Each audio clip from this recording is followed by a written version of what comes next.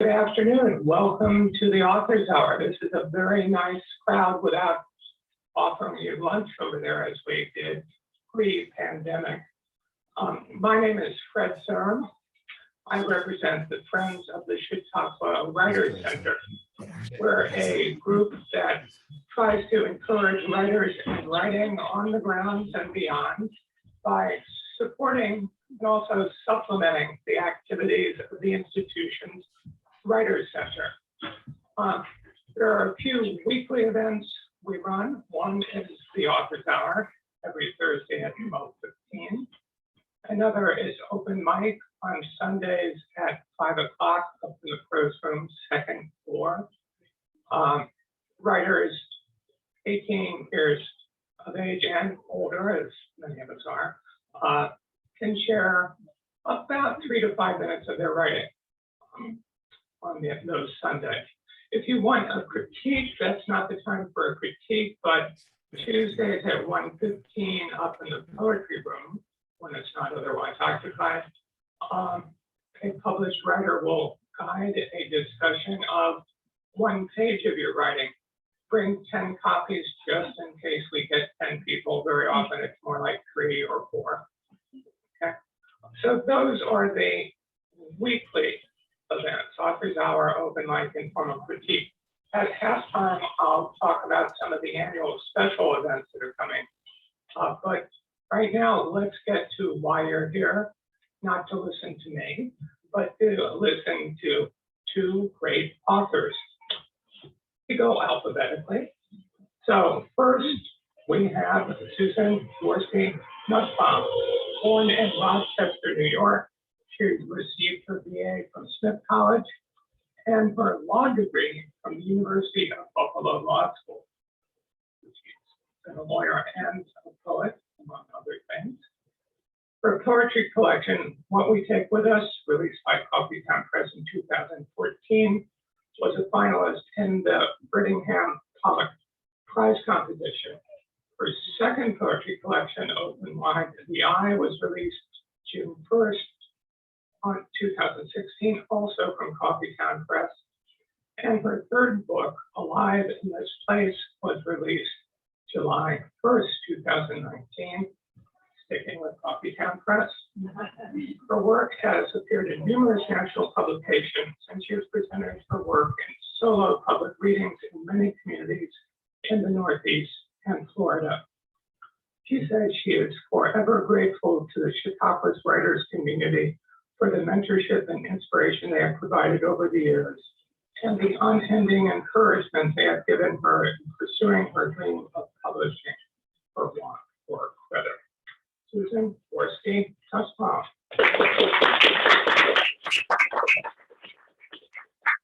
Thanks so much, Fred, for that introduction, and thank you all so much for coming.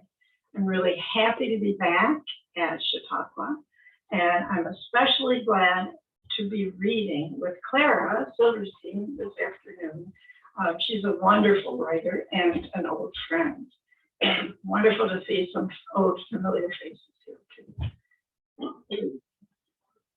I read poems from my books several times in this venue in previous years.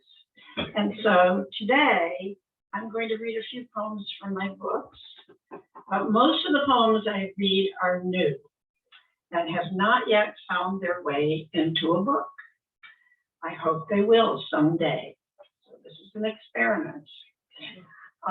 My focus here is in changing perspectives, addressing ambiguities in this uncertain world, revising long-held assumptions about what we think we know, looking at everything with fresh eyes, through lenses of aging, facing the death of loved ones, revisiting old photos, re-examining our personal responses to events in this beleaguered world.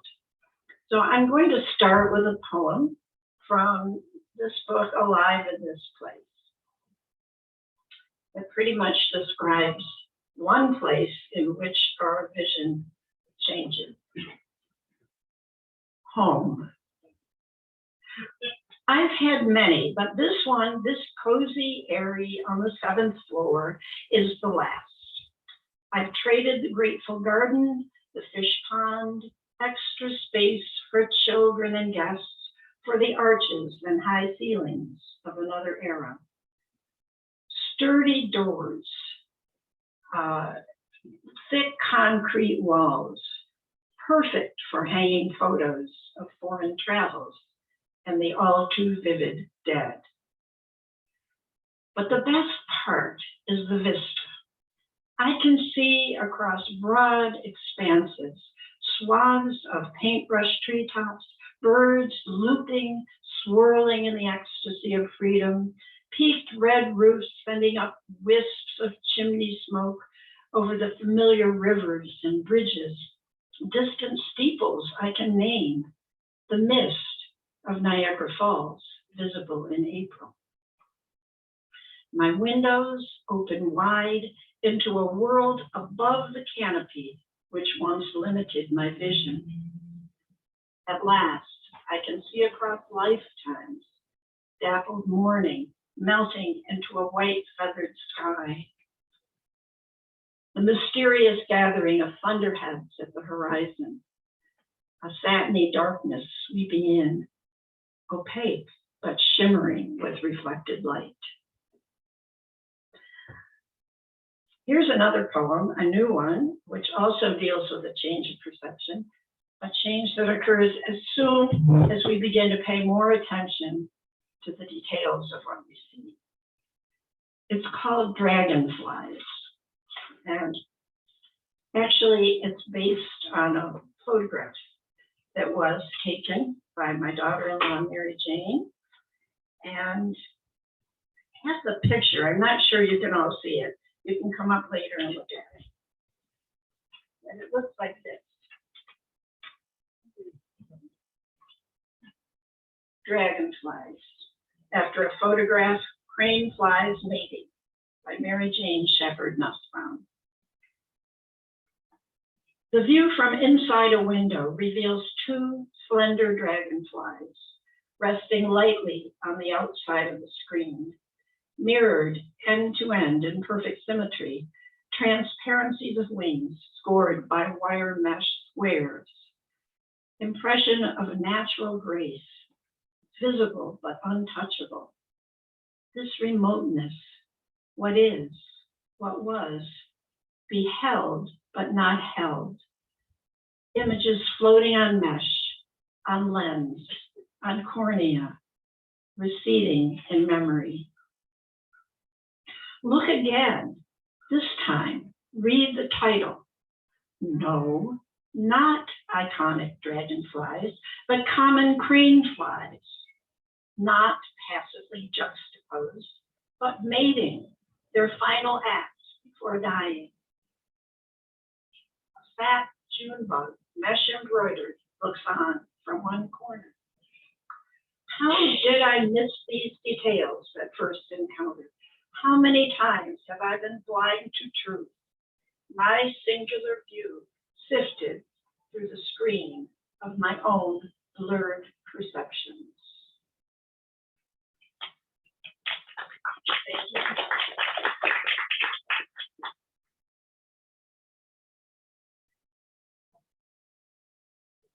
The death of loved ones often invites us to revisit the past and challenges our assumptions about their lives and our understanding of them, our relationships with them. So I will read one poem from what we board.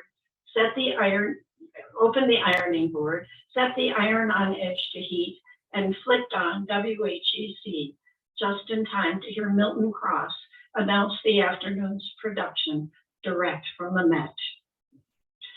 Blouses already sprinkled, waited with open arms, slips shivered with excitement, puffs of starchy steam carried streams of bel canto through the ceiling into my room where I lay on my maple bed daydreaming about Tommy Berman, dark-eyed and passionate as Rodolphe might have performed if she hadn't interrupted her singing career to do the ironing.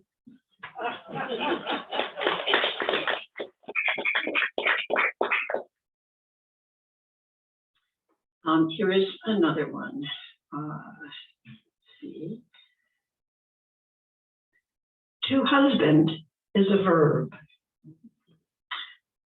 Even toward the end, you husbanded my hope, pretending that this unspeakable illness was a temporary detour, that we'd return to every day, we'd laugh and travel, visit the kids, make love. You suffered my wifing, endured my therapies for my peace of mind, drank my chicken soup when your tongue was numb to taste. Each night you watered the plants, set up the morning coffee, added to the grocery list. You exhaled into my open palm to keep me breathing, kissed my eyelids while I pretended to sleep. All this you did to shelter me, as you'd always done, tenderly husbanding my life's flickering trajectory. And one more, and this was a request, and I have read this before, but since I had a request, I will read it this time as well. I was very lucky to have had two wonderful husbands, so that's what it is. Two husbands meet in heaven. They never met each other. Unlikely they'd turn up in the same chamber and be inclined to speak, the only common subjects being movies or restaurants or perhaps me. But both fun-loving and friendly men, they might greet each other warmly, hug perhaps. The handy one would reattach the other's flopping wing. The neat one would brush sawdust off the other's robe. They'd pull up a cloud, pour a glass of nectar, and reminisce about their common experience. The thrifty one complaining about my spending, the spender about my thrift. The light sleeper would shake his haloed head, remembering the sleep he'd lost to my snoring. The snorer would be surprised to learn that I snored. But both would clock their angelic tongues, despairing at my annoying habits, leaving cupboard doors ajar and shoes where one might trip over them in the dark. They'd agree I gave most of what they needed in life, though I'd turn bossy toward the end. Then they'd deal a hand of bridge with a couple of old souls, a game I refused to play or even encourage. This could be very nice, they'd agree, kicking off their sandals, enjoying the prospect of eternal friendship as a harpist plucked softly, no tipping allowed, and drinks were perpetually refreshed.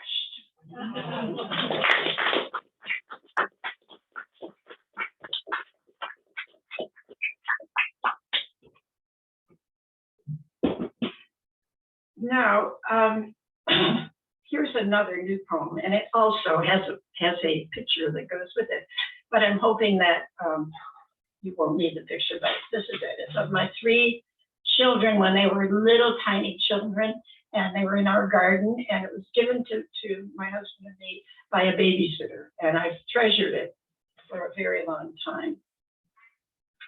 And actually, there are references here to a poem that you all probably know, Ode on a Grecian Urn, in which John Keats muses on the figures of young lovers carved into a stone urn.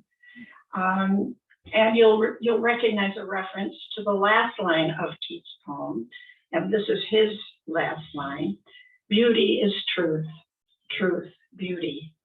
That is all you need know on earth, and all you need to know. And this is called Pipes and Timbrels, which is also a phrase from that poem.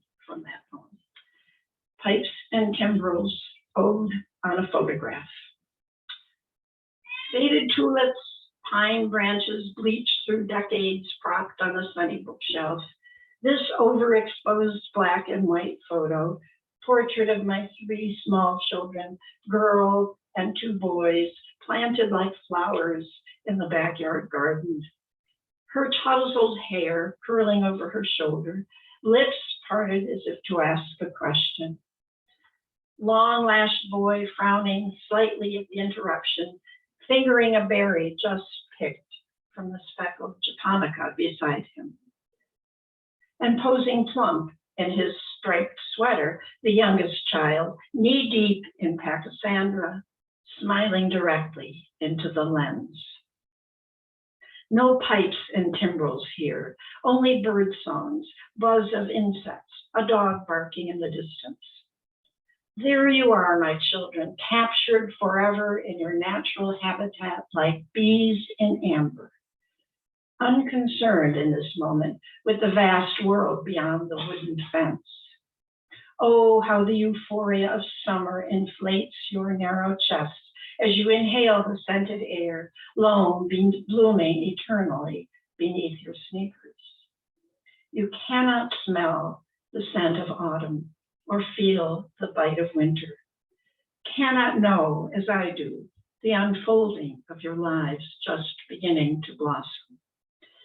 Believing only in the beauty of the garden, the miracle of growth, warmth of June sunshine. This is your truth and all you need to know.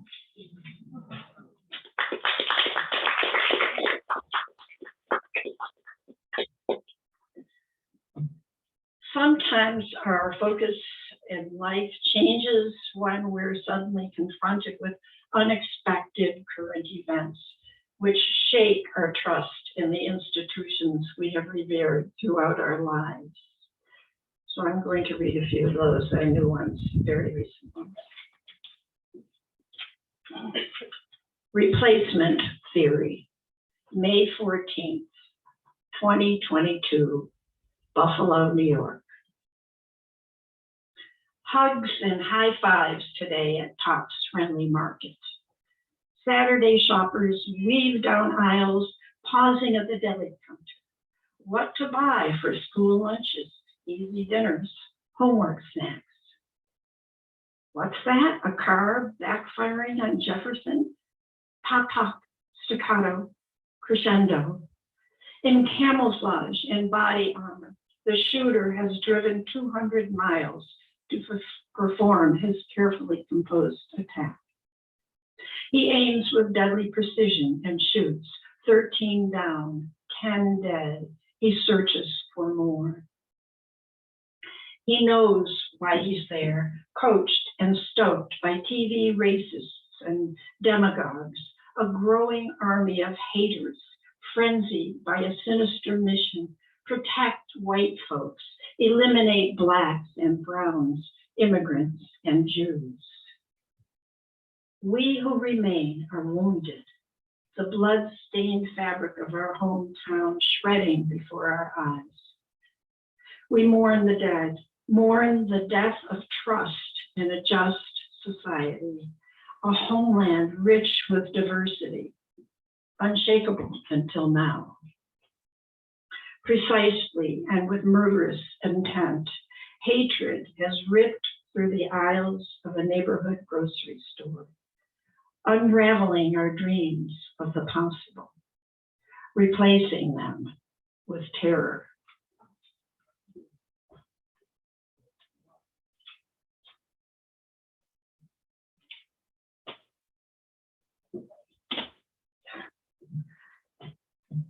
Okay, I did early voting this year, and it turned out that for the primary, and it turned out that it took place at the Salvation Army, not too far from where I live. Ballot, June 26th, 2022. Early voting at the Salvation Army. Here's your ballot, dear, the woman at the table says. Just fill it in over there and feed it to the machine when you're done. Outside, the trees are dropping their summer leaves, the air stagnant with an ill wind. On every corner, a homeless person. Bullets are flying, In this morning's news, I scanned the court's decision. War on women was the headline. Bullets are flying. Catastrophic news for daughters and granddaughters, for freedoms in every corner of this benighted America. Bullets are flying. We're dying here, O God of the good, unwilling soldiers in a battle we failed to see coming. Can we be saved? Is anyone still listening? Here at the Salvation Army, a machine eats my ballot. Trees are dropping their summer leaves. Bullets are flying.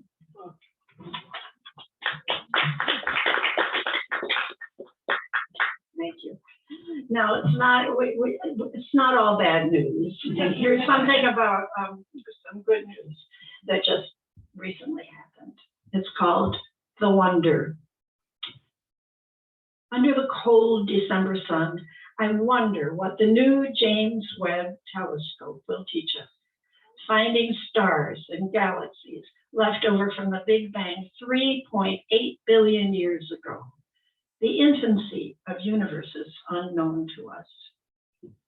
How implausible is our existence, hurtling on this speck around our scattered galaxy. How comforting to believe we might learn the secrets keeping us aloft, tossed by chance just close enough and far enough from our mother's sun to survive.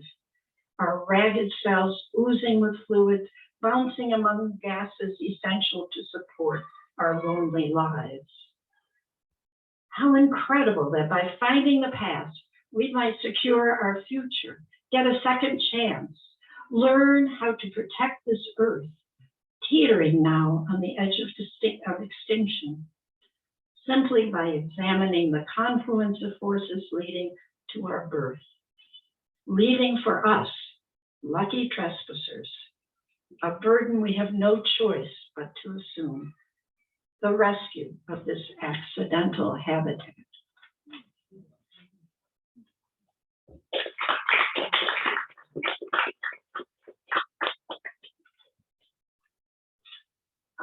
Coming right along. I love to write about nature, and during this period of isolation, I've enjoyed my daily neighborhood walks, and I found renewed appreciation for beauty in nature, along with a renewed awareness of life's uncertainties in this accidental habitat. Alleluia. I thought I heard a phoebe this morning, but it was only wind, and this March sky is the color of sullen, the sun dull as a nickel, and my throat still scratchy from the radiator's dry heat. So I heave on my old Land's End long coat, several tons of ethically procured down, grab the worn out gloves, the wool hat, the Uggs, and begin my solitary walk in the neighborhood, where I'm dazzled by a procession of bare-limbed elms wearing white lace mantillas as they sashay down Lafayette Avenue, no doubt on their way to a fancy dress party on Elmwood, accompanied by the Oratorio Society of Robins and Cardinals, who warble soprano arias from Figaro and practice Mozart's Alleluia Jubilate in 4 parts, a fitting anthem for the opening festivities. At my feet, where snow once obliterated the garden, snowdrops straighten their bent necks through the mud and look around at a lightning sky. And from the dark hedge at the corner, listen, is it a fountain? Yes, an audible spray. Bubbles gushing from 1,000 tiny throats, cascading through the melting silence and into my thirsty soul. 2 more. This one was written when I came home from a vacation in Florida, and I was very thrilled to be staying in a place where I could walk every day on a path through the mangroves to the bay, out on a pier, and there I could watch dolphins and herons and egrets, gorgeous birds. And the best part was watching for manatees. And so this is called, I wrote this when I came home. It's called Watching for Manatees. A trace of tropical suntan still colors my skin, now wind buffeted in the northern dry cold. Inside the wintry solitude of home, war rages on my screen. In my mind, its borders violated.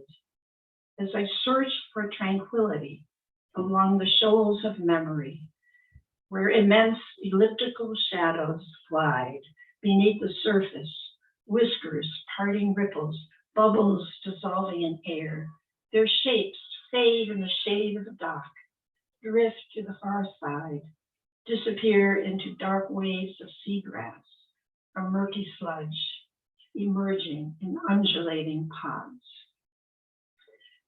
They do not lose their way, do not sense the danger of their dwindling habitat, or turn to watch me watching them.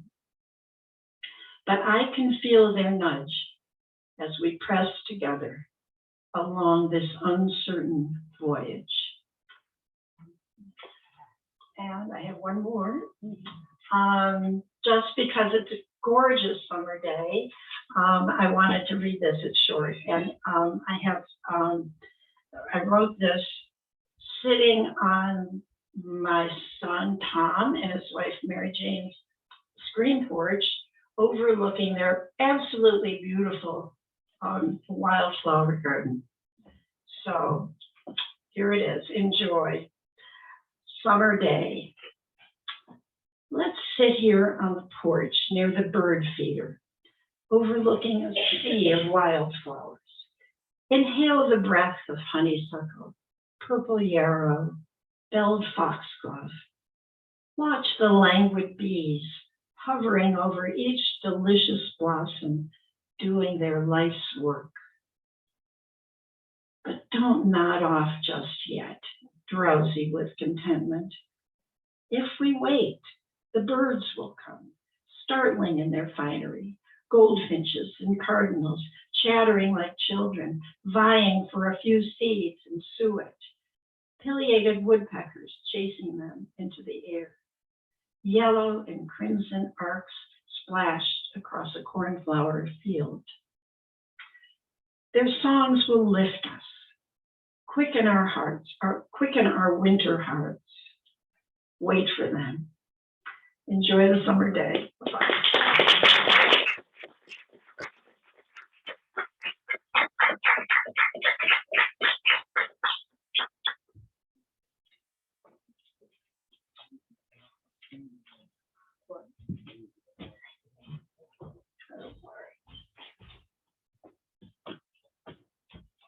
Thank you very much, Susan. Powerful, very touching, and funny poems. I look forward to the new ones finding a home in a new book. Just a few announcements about some of the activities that the Friends of the Chautauqua Writers Center sponsor. This Sunday from 12 to 2 on Vester Plaza, there's a book fair featuring Chautauqua writers. I know Clara will be there. And that does remind me there's also an opportunity to buy books after this reading from both of our authors. On Wednesday is the deadline for the favorite poem project established by Robert Pinsky. If you want a chance to read your favorite poem, not by you, and explain briefly why it's your favorite poem, the actual event will be on the 27th at 5 o'clock in the Hall of Philosophy, but the deadline for applying is this Wednesday.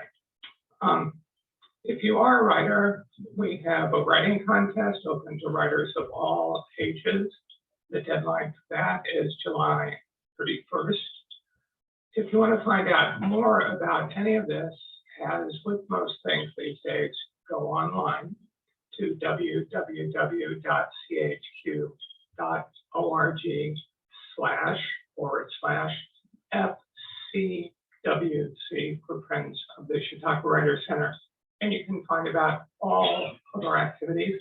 You can even join if you would like to help sponsor these different activities. On to our second author. Clara Silverstein is the Boston-based author of the historical novel Secrets in a House Divided, the memoir White Girl, A Story of School Desegregation, and 4 nonfiction books, including cookbooks. Her work has appeared in Chautauqua, the Journal, as well as American Heritage, Southern Cultures, Blackbird, the Boston Globe, and at Boston City Hall. The former program director of the Chautauqua Writers Center, she manages public programs at a history museum and teaches at Grub Street Writers in Boston. She and her family have been coming to Chautauqua since the 1980s. Clara.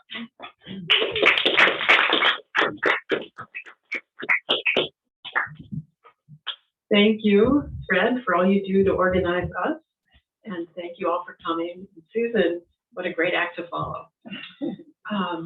I also want to just give a shout out to Mary Jean Irian, who is the founder of the Chautauqua Writers Center. And without her vision, none of us would be here listening to all the programs that go on at this center all summer. So I'm proud that she was my mentor.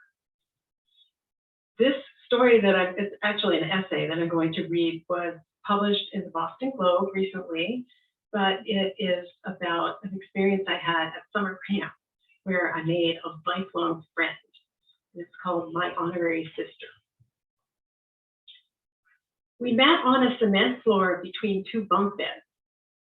I needed some calamine lotion for mosquito bites, and I heard that Ellen in the cabin next door stocked every kind of product that an 11-year-old girl at summer camp might want.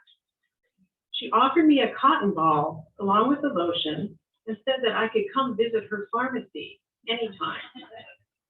Soon we were trading comic books, signing up for tennis lessons together, and sneaking out of bed to giggle when we were supposed to be sleeping. So began a friendship that has lasted for more than 50 years. As a young girl, Ellen had black hair, freckles, and an infectious laugh. She lived in New Orleans, a place I had never seen. She made activities like enduring a deep water test of 20 minutes of nonstop swimming in the cold lake feel like an adventure. If we swim really fast, we won't have to stay for 20 minutes, she joked. I laughed, teeth already chattering. After we both passed the test, we used up the cabin's entire tank of hot water when we showered. I had friends in my hometown, but no one quite compared with Ellen. She could be compassionate, but also candid, a rare combination. We were not always inseparable. I liked wilderness adventures. She preferred craft and horseback riding. My grungy clothes and mismatched towels offended her sense of tidiness. Still, we managed to stand together to fight homesickness and brush off mean girls who didn't choose us for their teams. Our friendship gave me confidence that I could find a kindred spirit anywhere. One year, Ellen invited me to visit during my Christmas break. At age 12, I boarded an airplane, my first flight without my family, to a land of exotic palm trees, beignets, and multi-layered dovesh torts that could be delivered to your home. My view of the world expanded. As we continued into high school, we both stopped going to camp, but we kept writing letters to each other. I could sometimes tell her what I couldn't tell people around me, such as how much I thought my mother misunderstood me. Soon Ellen was telling me her own secret about how hard she was falling for a cute exchange student from England. Ellen and I ended up attending Wesleyan University. I had already started classes there and she wanted to visit me during her college tour. She booked an admissions interview as an afterthought. On campus, I valued her perspective as someone who knew me at my core, not who I was trying to become. She saw right through my cool facade to a girl who just wanted to escape down a trail and read under a tree. 2 years after we graduated, I flew back to New Orleans to attend her wedding to the exchange student. She came to my wedding 6 months after that. At the time, we vowed that we would still be friends when we had grandchildren. We're getting close. Since then, we've each raised 2 children and helped each other through life's major transitions: graduate school, home purchases, children's marriages, caring for elderly parents. From her home in Atlanta to mine in Boston, our conversations continue through texts, calls, and visits. Right before the pandemic shut down travel, I stayed with her for a few days in Atlanta. Our husbands have become friends too. Together, we survived the challenge of living away from home for the first time. Our essential qualities as friends, who helped each other through chilly swims and blueberry pie eating contests, haven't changed. And we still enjoy taking long walks through forests and parks whenever we get together. We're just facing different challenges now. After my sister's unexpected death 6 years ago, I called Ellen, crying. "I'll be your sister now," she said. I already felt like she was. 3 years later, when Ellen's sister died, it was my turn to offer comfort. That's what sisters do.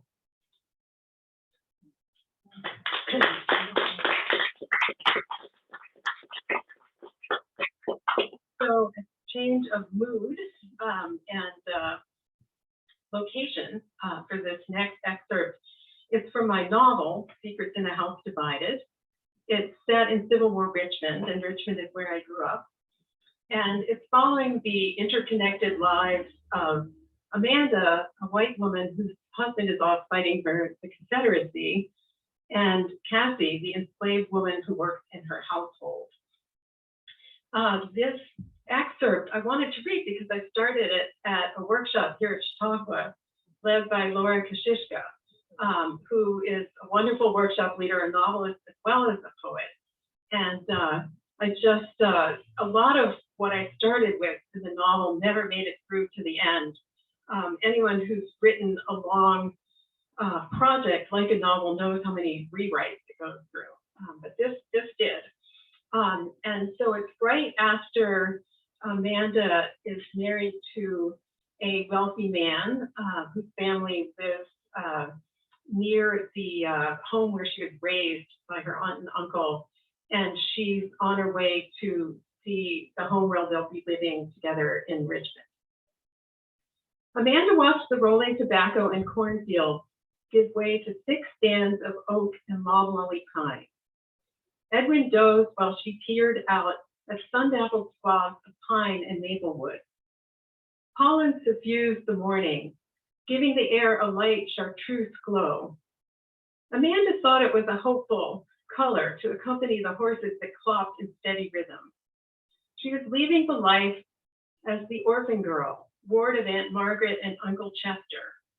In her absence, they would return to their orderly, formal meals with vases of cut flowers on the table, without the intrusion of a misbegotten young woman. As the wife of a wealthy and respectable merchant, Amanda pictured herself becoming instantly glamorous and confident. She had read about Richmond, the state capital about 40 miles east of Amelia County, in newspapers delivered a few days after they were published. In the sophisticated city, she could custom order silk dresses to show off to her equally glamorous neighbors. Her shyness would evaporate, and she would know what to say to everyone, instead of feeling every word clump in her throat like a potato. No one would know that her mother had come from England to work as a governess, and that Amanda's father had taken advantage of her, as Aunt Margaret put it, and had to marry her to avoid a scandal. When they reached the Mayo Bridge leading north into Richmond, Amanda sat forward for her first view of the city that would be her new home.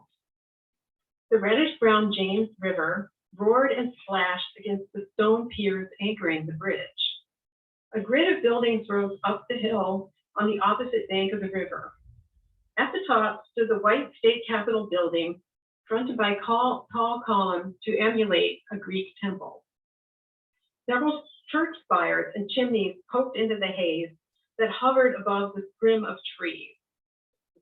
After they crossed the bridge into the maze of narrow streets jammed with pedestrians and carts, Amanda wondered how the carriage driver would know where to go. She felt disoriented without the rolling fields and windswept, unobstructed views of the sky. When the horse stopped on East Gray Street, Amanda peered out. Before her stood a brick house at the end of the row. A magnolia spread its limbs over the roof, making welcome pools of deep shade. Edwin opened his eyes and smiled. Kathy came out to greet them, her feet bare on the clean-swept front porch, her brown dress cinched with a rope belt. She nodded but didn't smile, moving quickly down the porch stairs, her compact body strong but light. Beneath a red headscarf, Kathy's shrewd eyes assessed Amanda's rumpled clothes. Amanda couldn't tell if Kathy would be sullen or obedient. The driver helped Edwin step down from the carriage. Though road dust smudged his coat and hat brim, he stood up straight, his shoulders wide enough to block the lowering afternoon sun. Pride swelled his smile wider than usual. He helped Amanda down and continued to hold her hand as she steadied herself on cramped legs. Welcome, Mrs. Carter. What do you think of your new home? Well, Amanda began, overwhelmed by the houses set so close together along a cobblestone street and the smell of manure left by passing horses. She was used to looking out her window and seeing a meadow where horses grazed, a row of barns for storing and curing tobacco, and a field beyond that, filled with bobbing, sun-burnished wheat. The front yard here was so flat and narrow that a single row of rose bushes would fill it up. She wanted to say peculiar, but instead she settled on fine so she wouldn't hurt his feelings. Edwin tightened his grip and steered her through the iron gate. She took 2 steps, then climbed the bare granite stairs. Fear roiled in her stomach. She knew she had to somehow walk in and make this place her own.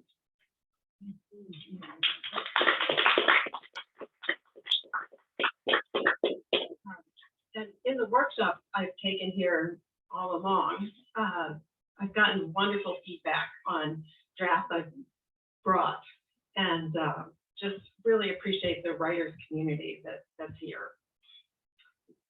This is a short excerpt from my new project, also set in Richmond, and it is a novel called The Lost Mansion. It is based on my family's history in Richmond. They lost all their money in the Great Depression in the 1930s, and this is definitely fictionalized, but that was the inspiration. And it's following a character named Lena, who is in her 60s. She has just lost her husband, and she's going to vote. And this is the election of 1932. Lena repositioned her navy blue shallow-crowned hat as she approached the polls with Arthur and Lenny. Those are her 2 sons. They're in their late 20s, early 30s. It was one of the few times she had gone out in public since Nathan had died. At first, simply going out the front door felt like walking into fog, everything gray and blurred at the edges.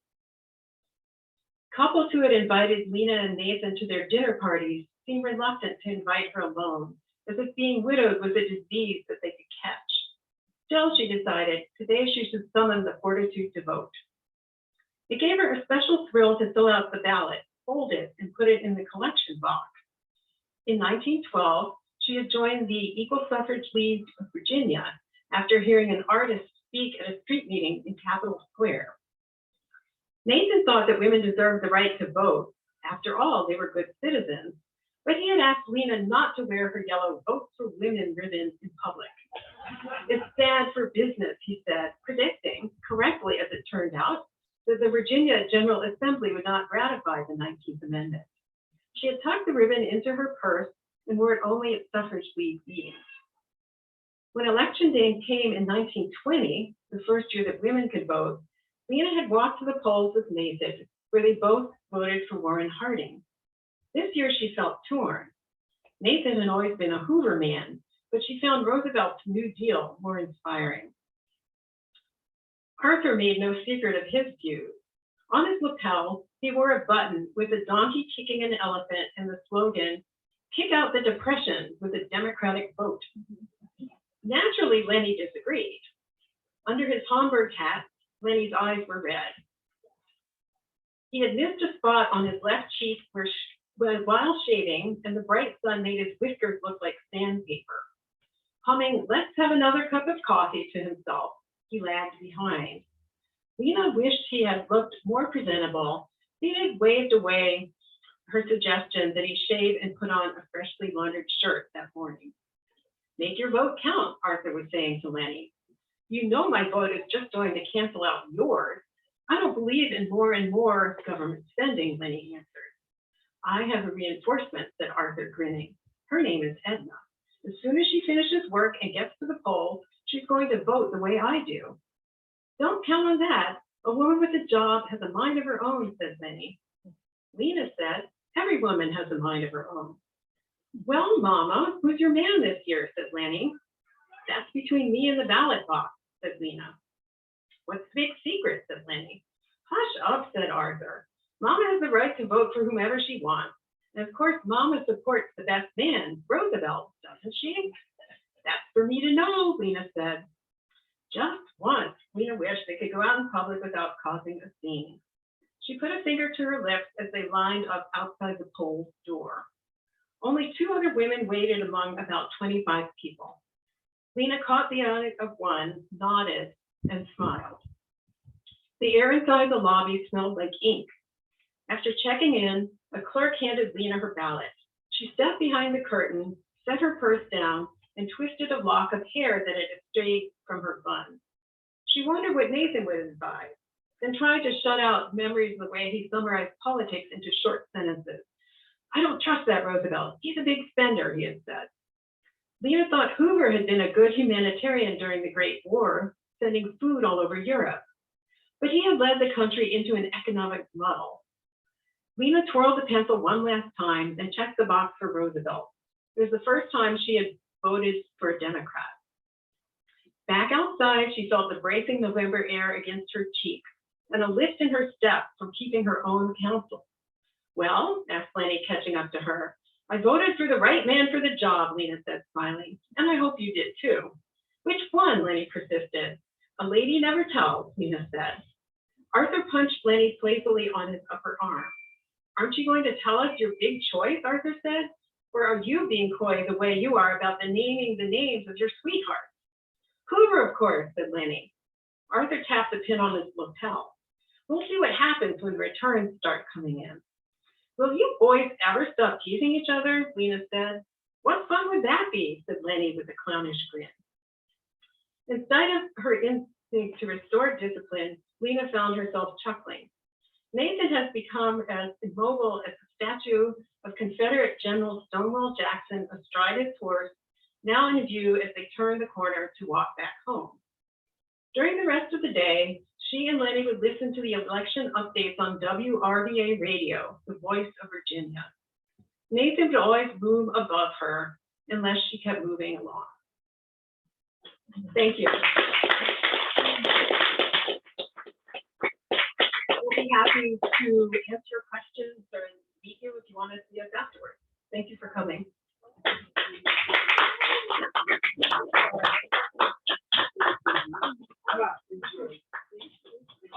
Thank you very much. Thank you. Just a few closing announcements. Literary events coming up 3:30 today, Hall of Philosophy. Erica Chenoweth will be talking about her book, Civil Resistance, What Everyone Needs to Know. Tomorrow on the porch at 12:15, the prose writer of the week, Roy Hoffman, will be speaking. And next week at this time, Novelist Patricia Averbach will be reading both from her most recent novel, Resurrecting Rain, and her forthcoming novel. And travel memoirist Henry Danielson will be talking about his different sailing voyages. I urge you, even if you don't know these two people, and you're here because you know these two people, take a chance. Come and hear some authors at the Authors Hour. Thank you very much.